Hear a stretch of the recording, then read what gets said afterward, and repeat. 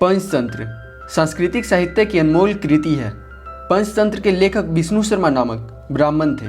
कुछ लोग इस सीधे साधे तथ्य में अनावश्यक संदेह करते हैं। विष्णु शर्मा के मूल ग्रंथ के आधार पर रची हुई पंचतंत्र की वाचनाओं में उनका नाम ग्रंथकर्ता के रूप में दिया हुआ है, जिसके सत्य होने में कोई भी संदेह का कारण नहीं दिखता, किंतु उनके विषय में और कुछ विदित नहीं।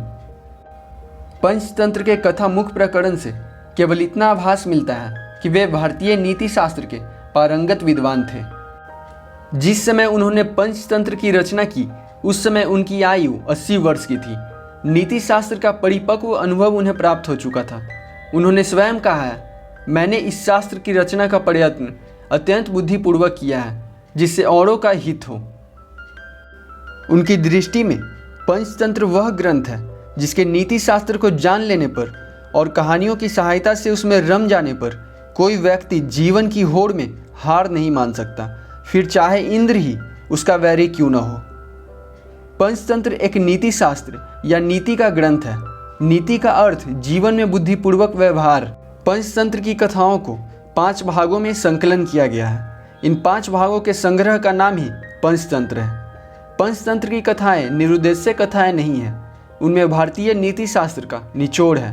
प्रत्येक कथा नीति के किसी भाग का अवश्य प्रतिपादन करती है।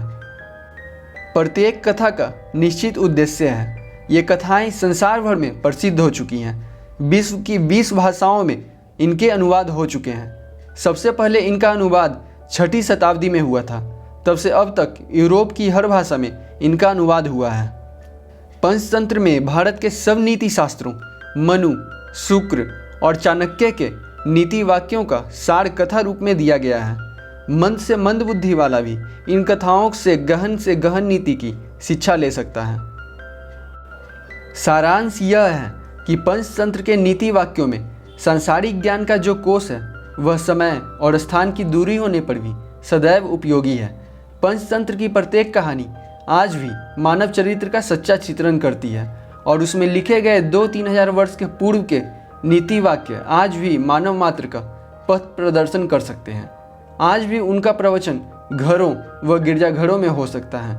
अन्य विदेशी विद्वानों ने भी पंचतंत्र की कथाओं और उनके नीति वाक्यों की मुक्त कंठ से प्रशंसा की है। फिर भी हमारे देश के लाखों शिक्षित व्यक्ति ऐसे हैं जिन्होंने पंचतंत्र का नाम नहीं सुना है। अपने साहित्य के प्रति यह उदासीनता अब अक्षम्य है। स्वाधीनता प्राप्ति के बाद अपने साहित्य को उचित आदर देना हमारा कर्तव्य हो गया है। पंचतंत्र को भारतीय साहित्य मंदिर की प्रथम सीढ़ी कहा जा सकता है।